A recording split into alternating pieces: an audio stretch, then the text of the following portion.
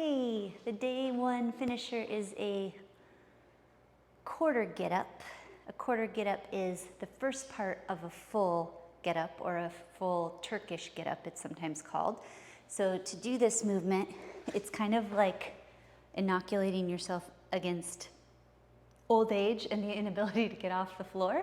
So what you're gonna do is come to a seated position, then lie all the way down. And for day one, it's just a quarter of the move, preparing you for day three. So you'll do same side, in this case, right arm, right knee, knee bent, fist to the sky, other arm out to the side, in this case, my left arm. And then you're going to kind of come up on that elbow, so that requires a little bit of core strength. From there, come to the hand. From there, kind of bring the body into a line by lifting the hip. Then kind of swing the knee through, so you're almost in like a half kneeling position, but with the knee open. Then look up at the fist and kind of straighten the body out. Notice I kind of rotated my arm as I did that.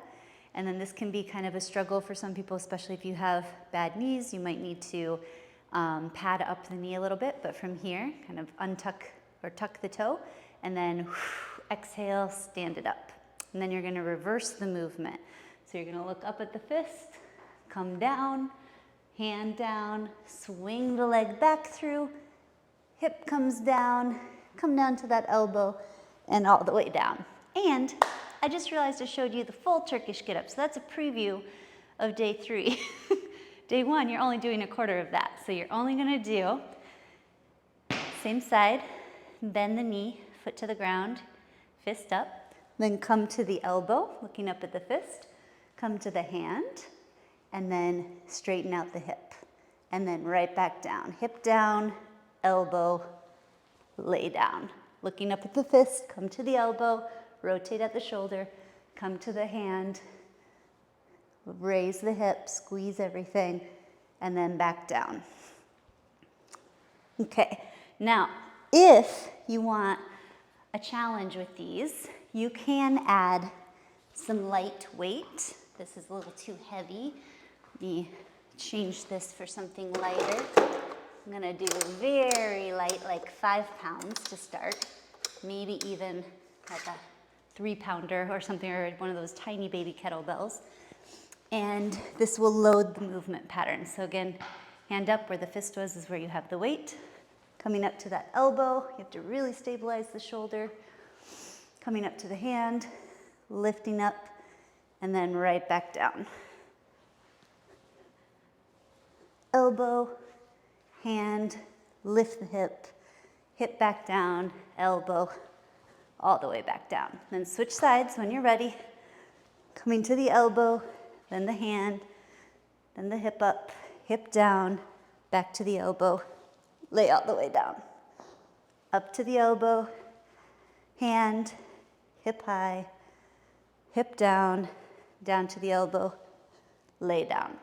So that's definitely a little bit more challenging.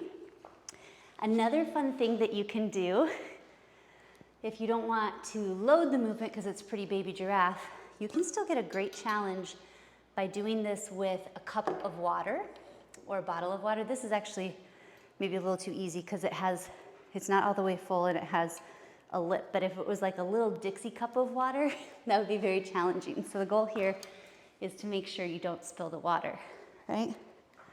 So coming into the starting position, hand out, bend the knee, arm up. You really have to like look at the water bottle, make sure it's not gonna splash on you, and then come back down. So that's another way, instead of growing and going heavier, you can go slow and sure with a water bottle and make sure you're not splashing yourself. That's a great way to get really good control over this movement pattern before you load it. See, I splashed a little bit there. My left arm is a lot more baby giraffe. That's something you'll probably also notice too, since this is a unilateral movement and a lot of rotation and moving in different planes. Probably you'll have one side that's way wobblier, so in the future I'll know to start on that side. That's your quarter get up.